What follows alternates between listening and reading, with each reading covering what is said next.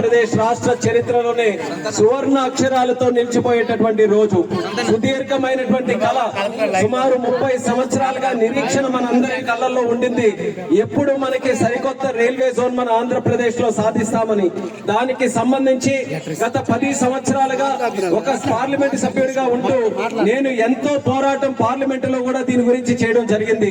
అక్కడ పార్లమెంట్ వేదికగా ఒక 0 అవర్ వచ్చినా, ఒక డిబేట్ జరిగినా, ఒక కేంద్ర మంత్రి రైల్వే మంత్రి కలిసినా, ఏ సమావేశం జరిగినా సరే అనుక్షణం కూడా మన ఆంధ్రప్రదేశ్ రాష్ట్రానికి రైల్వే జోన్ కి సంబంధించి అనుక్షణం కూడా నేను పోరాటం చేయడం జరిగింది. మీ అందరికీ కూడా ఒక విషయం కూడా గుర్తుంటుంది.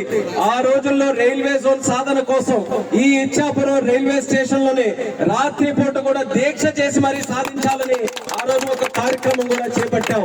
అయితే ఈ రోజు నాకు ఆనందం ఏంటంటే, ఒక కేంద్ర మంత్రిగా నేనున్నటువంటి సమయంలో ఆంధ్రప్రదేశ్ రాష్ట్రానికి సరికొత్త railway zone, south coast railway zone సాధించుకోవడం అనేది నాకెంతో గర్వంగా ఉంది, ఆనందంగా ఉందని కూడా మీ అందరితో పాటు పంచుకుంటున్నాను. అయితే రైల్వే జోన్ సాధించినప్పటికీ ఇక్కడ ఉన్నటువంటి ముఖ్యంగా మన ప్రజల్లో ఒక ఆందోళన ఉండింది. ఇది అంతా కూడా పలాస వరకు ఖుర్దా రోడ్ లో ఉన్న ఈ స్టేషన్స్ అన్ని కూడా, ఈ ఖుర్దా రోడ్ స్టేషన్లన్నీ కూడా అట్టే ఉండిపోతే, జోన్ పలాస వరకే పరిమితం అయిపోతే మేము మళ్ళీ అధోగతిలోనే ఉండిపోతామనంటే రైల్వే మంత్రి అశ్విని వైష్ణవ్ గారితో మాట్లాడి ఎట్టి పరిస్థితుల్లో ఇచ్చాపురం వరకు ఈ కొత్త railway zone south coast railway zone లోనే ఉండాలనంటే మొన్న ఏప్రిల్ 2వ తేదీన ఒక కొత్త సర్క్యులర్ ఆర్డర్ కూడా రిలీజ్ చేసి ఇచ్చాపురం నుంచి పలాస వరకు ఉన్నటువంటి 7 ప్రధానమైనటువంటి స్టేషన్లు సౌత్ కోస్ట్ విశాఖపట్నంలో డివిజన్ లో కలపడం కూడా ఒక చరిత్ర అనేది సందర్భంగా తెలియజేసుకుంటున్నాను. ఇక్కడ ముఖ్యంగా ఉన్నటువంటి రైల్వే కుటుంబాలు, రైల్వే ఎంప్లాయీస్, వాళ్ళకి దీని తాలూకా ప్రాధాన్యత ఏంటో వాళ్ళకందరికీ కూడా తెలుస్తుంది. అక్కడ గతంలో పలాసలో ఒక సమస్య ఉన్నా, లేకపోతే ఇక్కడ ఇచ్చాపురంలో సమస్య ఉన్నా, ఈ దారి పొడవునా ఉన్నటువంటి స్టేషన్ లో ఎప్పుడు ఏ సమస్య వచ్చినా సరే మనం అందరం కూడా భువనేశ్వర్ వరకు వెళ్లేవాళ్ళం.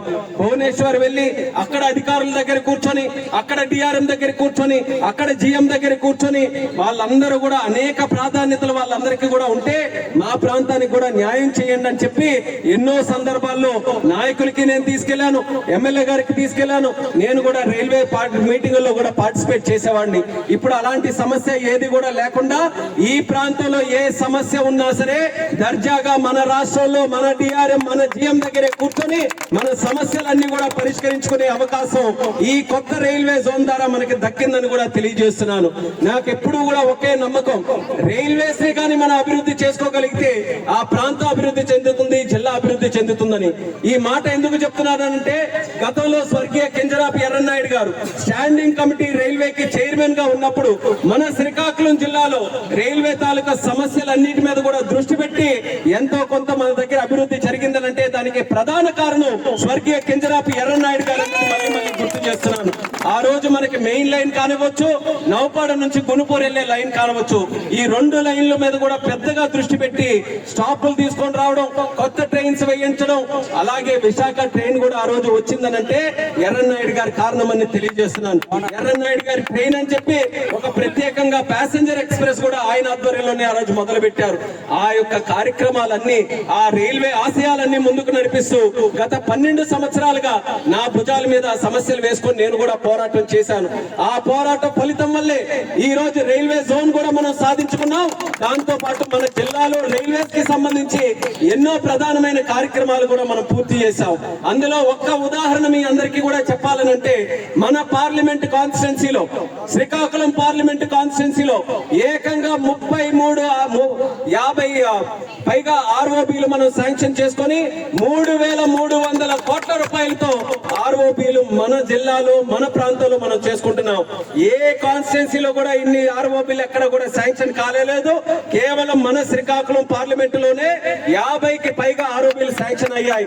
అందులో గర్వకారణం ఏంటంటే, ఇచ్చాపురం మున్సిపాలిటీకి ఎల్లప్పుడూ కూడా ఉండిపోయినటువంటి సమస్య, ఇచ్చాపురం మున్సిపాలిటీ ఒకటైనా రైల్వే ట్రాక్ అవతలోకి ఇచ్చాపురం, రైల్వే ట్రాక్ అవతలోకి ఇచ్చాపురం. ప్రతి రోజు కూడా లక్షలాది మంది ప్రజలు అటు నుంచి వచ్చే వాళ్ళు అందరి తాలూకా ఇబ్బంది ఒక్కటే, ఒక్కసారి రైల్వే గేట్ పడిపోతే పేగు తెచ్చినట్టుగా అసలు ఇచ్చాపురంతో కనెక్షన్ లేకుండా ఒక స్కూల్ కి వెళ్లాలన్నా, కాలేజీకి వెళ్లాలన్నా, హాస్పిటల్ కి వెళ్లాలన్నా రావాలన్నా, వ్యాపారం కోసం రావాలన్నా, పుట్టింటికి వెళ్ళాలన్నా, ఒక ఫ్రెండ్ ఇంటికి వెళ్ళాలన్నా, మున్సిపాలిటీకి రావాలన్నా, రైతు బజార్కి రావాలన్నా ఎక్కడా కూడా మాకు ఒక్క రకమైనటువంటి ఇబ్బంది కలుగుతుందని చెప్పి ఈ 12 సంవత్సరాలుగా నేను వింటూనే వచ్చాను. నేను ఆ సమస్యకి ఎలాగైనా పరిష్కారం అందించాలని అక్కడ భువనేశ్వర్ వెళ్ళినప్పుడు మాట్లాడాం, ఢిల్లీలో కేంద్ర మంత్రి గారి దగ్గర మాట్లాడాను, పార్లమెంట్ లో కూడా దీని గురించి ప్రస్తావించాను. ఒక మున్సిపాలిటీలో ఇంత పెద్ద సమస్య ఉంటే దానికి ఏ రకంగా పరిష్కారం చేయాలని నేను గాని అశోక్ అన్న గాని నిరంతరం దీని మీద కృషి చేశాం. అయితే ఇందాక చెప్పినటువంటి 50 ఆర్ఓబీల్లో మన ఇచ్చాపురం ఆర్ఓబీ కూడా శాంక్షన్ అయిందని కూడా ఈ సందర్భంగా తెలియజేస్తున్నాను.